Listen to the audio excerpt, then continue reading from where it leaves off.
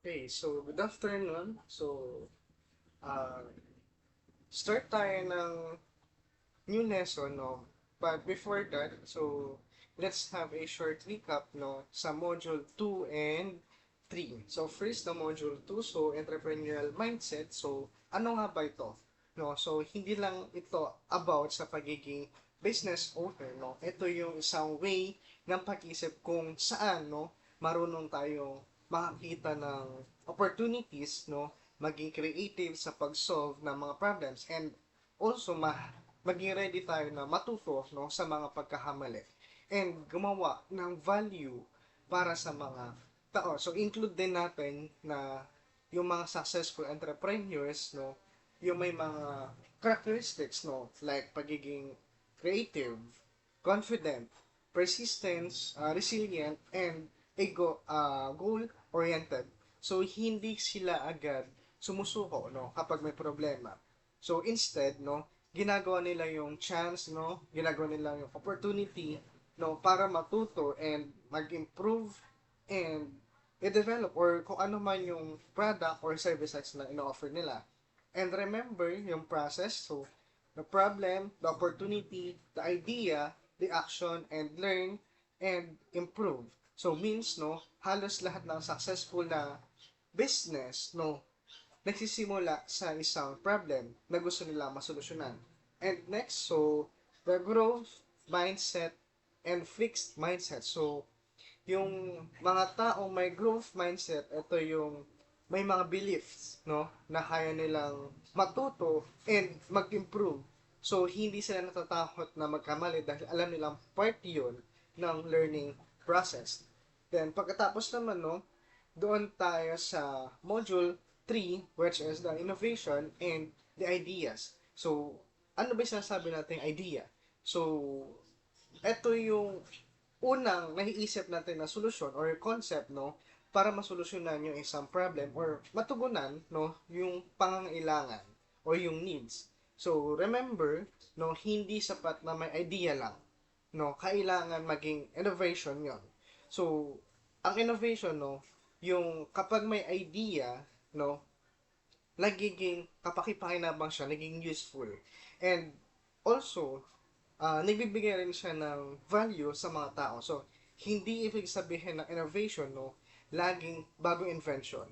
So, minsan, yung simpleng pagpapaganda, pag-improve, pag-level up, no, o pagpapabilis, so, ayun yung isang na existing product, no, o services, ayun ay innovation na. So, ang pinagkaiba naman ng innovation at invention, so yung invention, no, ito yung pag-create ng bago. So, habang yung innovation naman, it is the process, no, of developing or improving the product, services, or process, no, to better meet the needs of the customers. So, saan ba nanggagaling yung mga ideas, no? Possible na manggaling yung mga ideas, no, from observations, customer feedbacks, everyday problems, and technology. And include din natin, syempre, yung market trends, no? The social media, competitors, and kahit, no, maging sa sarili natin, no? Sarili nating hobbies and experiences. So, remember, no, innovation process, so identifying the problems, brainstorming ideas, and piliin, no, kung ano yung best na idea talaga. Then, develop, test, kapag na-test, syempre makikita natin kung ano yung mga nagiging failure, then improve, then saka natin i-launch. So, in short, no, yung dalawang topic na yun is connected sa isa't isa. So, yung entrepreneurial mindset, ito yung tamang way, no, ng pag-iisip, no, kung ano ba dapat yung gawin. Then, yung innovation naman, ito naman yung paraan, no, para gawing realistic yung isang magandang idea. So, kapag marunong tayo makakita ng mga problem, no, bilang opportunity, so, kaya nating gumawa ng solution na may value. So, doon nag-start yung pagiging isang entrepreneur. So, kaya, remember, no, as always, every successful business, no, starts with the right mindset. A simple idea, no? And yung willingness na mag-improve, no? Para sa iba, no? Para makatulong sa ibang tao. So, now, no? Uh, proceed na tayo sa ating topic, which is the customer and business relation and value proposition. So, before that, so, let's have, I'll show you the learning objectives and the learning outcomes, no, ng topic na to. So, first, explain the importance of customer and business relationships in technopreneurship. So, dapat, no, maipaliwanag nyo kung bakit mahalaga, no, and kailangan ng may magandang relationship in between sa business and customers. So, kahit gaano kaganda yung product mo, no, kung hindi ka na marunong makitungo, hindi ka na marunong makipag-communicate sa mga customers mo, no, mahihirapan yung business mo na magtagal. Next, identify different types of customers relationships used by technology-based businesses. So, dapat, no, makilala nyo yung iba't ibang way kung pakipag-connect, no, ng technology-based businesses sa inyong mga customers. So, for example, so gumagamit sila ng mga websites, no, mobile apps, AI chatbots, social media, and iba pang digital platforms para mapadali yung communication, no? Third, so define the value proposition, explain its role in creating competitive advantage. So, dapat maintindihan, dapat maunawaan nyo kung ano ba yung value proposition and bakit siya mahalaga. So, ito yung reason, no, kung bakit pinipili tayo ng customers, no? Pinipili yung product natin, yung services natin ng mga customers, no? Kaysa sa ibang competitors. And fourth, so develop value proposition for simple technology-based business idea. So, dito ina-expect kung makakagawa kayo ng sarili nyong value proposition para sa isang simple idea based business, no? So, dito naman, no, papakita nyo kung paano nyo sasagutin yung tanong na bakit sa inyo bibili ang customer. And fifth, no, to demonstrate the ability to identify customer needs and propose appropriate business solution. And lastly, no, kailangan matutunan nyo alamin or tukuyin yung mga needs ng customers and mag-isip ng tamang business solutions. Remember, no, ang isang successful na negosyo, hindi lang siya basta nagbebenta ng product or service, no?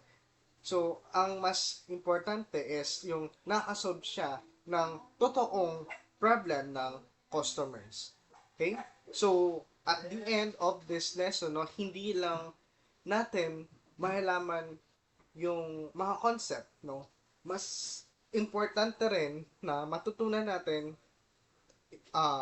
isipin, no, kung paano makagawa ng negosyo na talagang nakakapagbigay ng value, no, nakakasolve ng problem, and nakakabuo ng magandang relationship sa business, no, sa mga customers, rather. Okay? So, let's proceed to our first part of lesson. So, customer and business relation. Okay? So, ano nga ba ang customer relationship? So, yung customer relationship, no, ito yung way, no, kung paano makipag-connect ang isang business sa mga customers, no? Before, during, and after mamili ng or mag-avail ng products or services.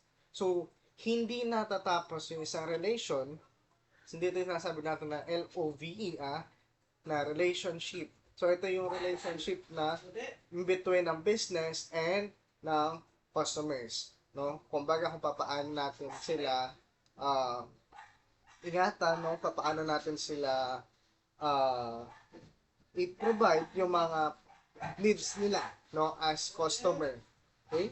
So, mas importante na mapanatili natin yung trust and magandang experience ng customers para bumalik sila and maging loyal sa business natin. So, bakit nga ba mahalaga, no? So, kapag maganda yung relationship mo sa customers mo, syempre, una, nagtitiwala sila sa negosyo, no?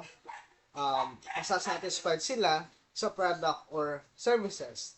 And mas malaki yung chance na bumili ulit sila ng product natin or mag-avail ng services na ino-offer natin. And next, so, siyempre nire-recommend din nila yung business natin sa ibang tao, sa family nila, o sa mga kaibigan. And next, no, mas gumaganda yung reputation ng isang business, no, kapag merong tiwala yung customer sa atin. And lastly, no, mas lumalaki syempre, hindi mawala, yung kita o yung best sales ng business. Okay? So, sa technopreneurship, no, ngayon, karamihan ng business, no, gumagamit ng technology para mas madaling makipag-connect sa mga customers. So, example natin is websites, no, mobile apps, social media, AI chatbots, email supports, and online communication. So, from that, no, mas mabilis silang nakakapagbigay ng help or mas personalized yung services, no? So, we have types of customer relationships. So, first, the personal assistance, self-service, automated services, uh, communities, co-create, and co-creation. So, first off, personal assistance. So, ito naman yung directly, no, na pag-usap yung customer sa company representative. So, example, no, like, bank customer service or yung mga technical support hotline. Next is self-service. So, customer mismo yung naghahanap ng solution gamit yung facts, no? Yung frequently asked questions like help center, tutorials, o yung mga user manuals. And third, no, yung automated services. So, technology naman, no, yung mismong sumasagot o yung nag-help sa customer. So, example natin ay chatbots, automated emails, and recommendations system. So, fourth, communities. So, may mga online groups, no, wherein nagtutulungan yung mga customer mismo. So, example natin dyan, Facebook groups, Reddit communities, and yung mga Discord servers, no? And fifth, so, co-creation. So, kasama dito yung mga customers na nagpapaganda ng mismong product. So, like, beta testing, customer feedback, and feature suggestions. So, again, so we have type of customer relationship. So, we have the personal assistance, service, self-service, automated services, communities, and co-creation. So, we are done with the types of customer relationships. So, next, customer satisfaction. So, customer satisfaction naman, no? So, ito naman yung nag-work or nangyayari kapag na-meet o nag-exceed, no, yung isang uh, expectation ng customer. Okay? So, doon naman, no, sinasabi natin na nasatisfy yung customer kapag na-meet natin yung na-expect nila or na-exceed pa doon sa na-expect nila na gusto nilang mangyari or ma-experience, no? So, kapag satisfied sila, syempre, babalik sila, no?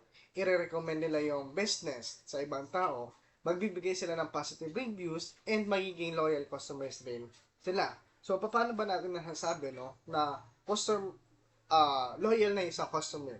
So, yung isang customer, no, na meron ng loyalty, ayun yung kapag paulit-ulit na pinipili ng customer yung parehong negosyo, no, dahil meron silang tiwala dito, nagtatrust sila, and maganda yung nagiging experience nila. So, ano ba yung nakapag-build ng customer loyalty? So, we have high quality products, no? So, sa high quality products, ito yung high quality yung product mismo, no? Kasi kung maganda yung quality, mas satisfied and uh, mas satisfied yung customers and mas gusto nila bumili ulit, no?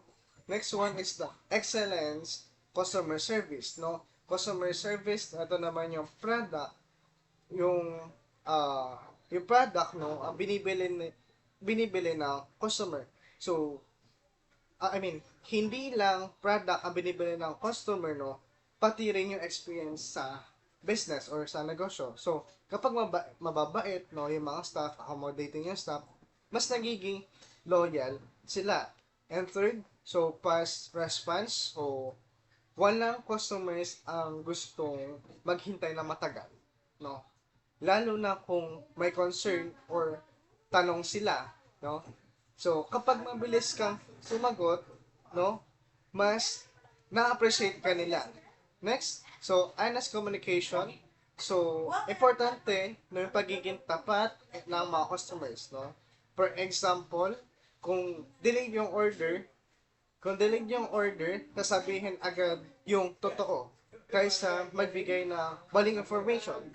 So, mas napapalaki rin nito, no, yung mga tiwala, lalo na ng customer, no, doon sa negosyo. And next is reliability delivery, no. So, kung kayo ay nag-promise, no, na darating yung order bukas, no, example natin, dapat bukas dumating din talaga, no? So, yung consistency kasi, no, sa service, malaki yung factor para bumalik yung customers, no? And fair pricing, so ito naman yung hindi naman kailangan na pinakamura ka sa lugar nyo o sa market, no? So, ang importante ay yung feeling ng customer na sulit yung binayad nila dahil maganda yung quality and service na natanggap nila. And lastly is continuous innovation. So, ito naman yung habang tumatagal, nagbabago yung needs ng customers. So, kaya kailangan ding mag-improve yung isang business. So, maraming magdadagdag, no, possible na magdadagdag ng mga bagong features, no, bagong product or magandang service.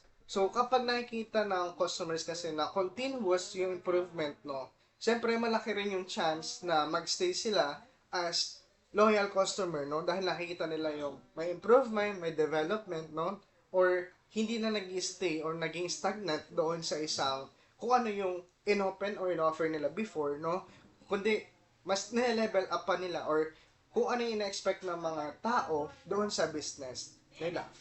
Okay?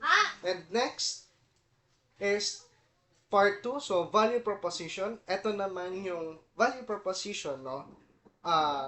Dapat isang clear or malinaw na statement na nagsasabi kung bakit dapat piliin ng customer yung product or yung services, no?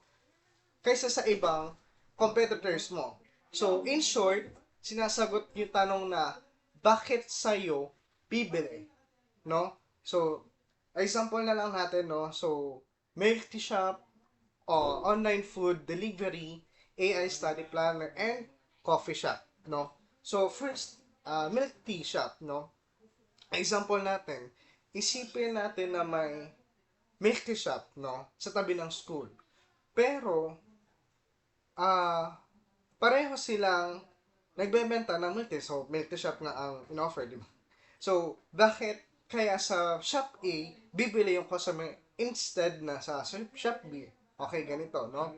So, kung sasabihin ng shop A, no, ng milk tea shop, so, freshly brewed milk tea made with premium ingredients, customized level of sugar, and libre yung pearl sa first order. So, iyan yung kanilang value proposition. So, again, kailangan clear, no? Madaling maintindihan kung ano ba yung meron sa services nyo or doon sa product na ino-offer ninyo. Okay?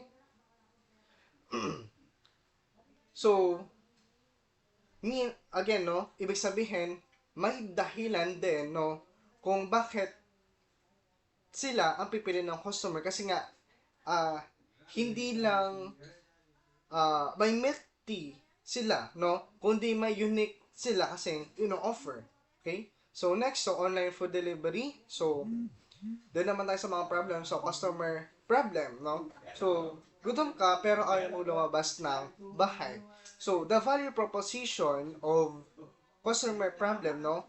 So, we deliver your favorite meals quickly, safely, and at an affordable price right to your doorstep. So, bakit ka order dito?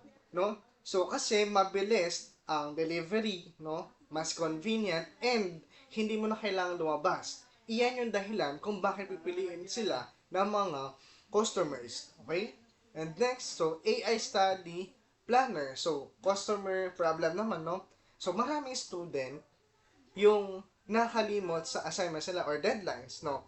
And the value proposition would be our AI study planner helps students organize their studies with automatic reminders. So, making studying easier and more productive, no? Bakit naman ito yung pipili ng mga students kaysa doon sa mga ordinary planner?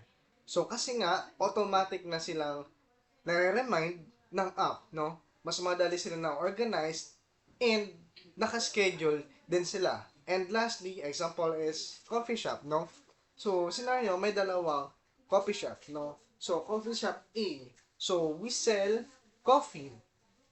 Ayun yung ino-offer nila. Coffee shop B.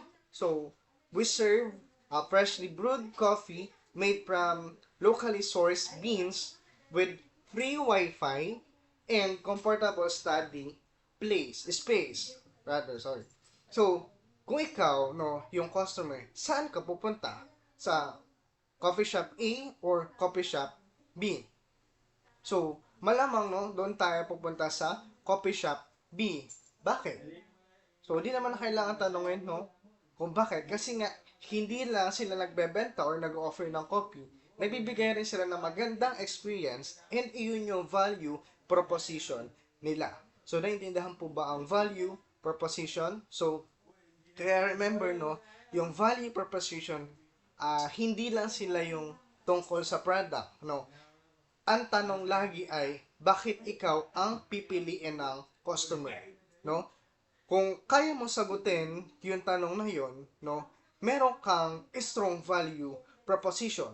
So, aside doon, no, meron tayong apat na elements ng value proposition. So, first, the target customer, customer problem, solution, and benefit. So, first, target customer. So, ito yung sino ang gusto mong tulungan, no? Example, college students. Next is customer problem. So, ano yung problem nila? So, example natin, nahihirapan silang i-organize yung mga school requirements, no? And third, for the solution, so, paano mo susolusyonan? No? Example natin is AI-powered task management app. And fourth is yung benefits, no? Ano yung makukuha nilang advantage, no? So, example na natin is serves time, improve productivity, and easy to use.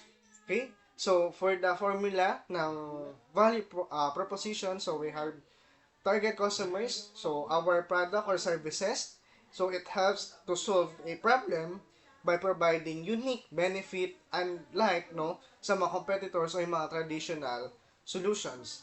So, lastly, no, characteristics of a strong proposition. So, dapat, no, yung value proposition natin ay clear, no, simple, relevant, unique, customers focused, problem solving, easy to understand. Okay. So, connect naman natin sa real life, no? Like, Grab. Doon tayo sa Grab. So, problem, no? Nahihirapan kang sumakay or nahihirapan kang maghanap ng tricycle, jeep, bus, no? Kung ano man yan. So, the value proposition ng Grab, no? Fast, convenient, and cashless transportation doon sa app, no? Hindi na tayo mahirapan. And for Canva naman, so nakita natin problem, no? Hindi lahat, no, is marunong mag-design. So, the value proposition of Canva, no, madaling gumawa ng professional, no, looking designs gamit yung mga ready-made templates, no? And mas maganda pa yan, no, sa mga kung naka-premium, no, sa Canva. So, lahat naman, halos lahat tayo is gumagamit ng Canva. So, next is Food Panda, no, problem, no. So, gusto ng pagkain na, no, nang hindi lumalabas ng bahay. So, the value proposition for Canva naman is, syempre, mabilis and convenient, no, na food delivery sa mga nearby restaurants or fast foods. Okay? So, customer, again, so key takeaways, no. So, we have the customer relationship. So, it's all about, no, building trust, good communication, and customer satisfaction. So, para maging loyal yung mga customers, no? And next, so, technopreneurship, no? Technology tulad ng websites, apps, social medias, and AI chatbots, no? Malaking tulong, no? Para makapag-connect dun sa mga customers. And customer satisfaction naman, ito yung nagiging dahilan kung bakit bumabalik yung mga customers. And customer loyalty, ito naman yung nabubuo yung kapag consistent and maganda experience ng customer. And value proposition, ito naman yung nag-explain, no, kung bakit dapat piliin ng customer yung product o yung service mo kaysa sa iba mong competitors. And lastly, no, yung isang maganda na value proposition. So, kailangan malinaw, unique, and customers focused and nakasolve na totoong problem. And lastly, no, successful technology businesses, no, ito yung pinagsasama ang innovative products or services and excellent customer relationship, no. So, para makapagbigay din ng, syempre, yung pang long term na value and also mag-grow yung isang business. Okay? So, before we end, no, yung discussion natin, so, balikan lang natin ulit yung mga naunang diniscuss. Okay? So, customer and business relationship, so, nalaman nga natin, no, yung relationship na hindi lang tungkol doon sa pagbebenta ng product o services, no. Mahalaga rin na buo yung tiwala or meron trust and magandang communication and customer satisfaction, no, para maging loyal ang isang customers and continue yung kanilang pagpili doon sa business natin. And next, so na-discuss din natin yung iba't ibang types of customer relationships, so like personal assistance, no, self-service, automated services, and communities, and lastly, the co-creation. So dito, no, pinapakita yung um, maraming ways nung isang negosyo para makipag-connect sa mga customers, lalo na ngayon, no, na marami gumagamit ng technology, no, ng mga websites, applications, mobile applications, social media, and mga AI chatbots. And third, no, natutunan din natin na kung ano ba and gaano kahalaga yung customer satisfaction and customer loyalty. So, kapag satisfied yung customers sa product o services mo, no, mas malaki yung chance na bumalik sila, no, magbigay ng magandang reviews, no, and i-recommend din sa ibang tao yung business natin. Kaya mahalaga yung high quality product, excellent customer service, fast response, no, honest communication, reliable delivery, fair pricing, and continuous innovation. So, lastly, so, na-discuss din natin yung value proposition, no? So, ito naman yung kailangan malinaw na reason kung bakit dapat ikaw yung piliin ng customer, no? Yung product mo, yung services man na ino-offer. So, in short, no, sinasagot yung tanong na, bakit sa'yo ako bibili, no? Eh, yung maganda, no, value na proposition, kailangan clear, simple, unique, and customer focused, and nakakasolve talaga ng problem ng customers. So, tandaan, no, yung successful ng isang negosyo ay hindi nakasalalay, no, sa pagkakaroon ng magandang product or service, no. Mas maganda kung paano nyo inaalagaan o kinikip yung mga customers and kung paano nyo pinapakita yung value ng ino-offer na product or services. So, kapag na-build, no, yung trust ng customer, no, and nakikita nila and napapakita nyo kung bakit dapat kayo ang piliin, mas malaki yung chance na maging successful and sustainable yung isang business o yung inyong negosyo. Okay? So, that's it for today lesson. So, I hope you understand what is the customer and business relation and value proposition. And that's it for today. So, thank you so much for listening.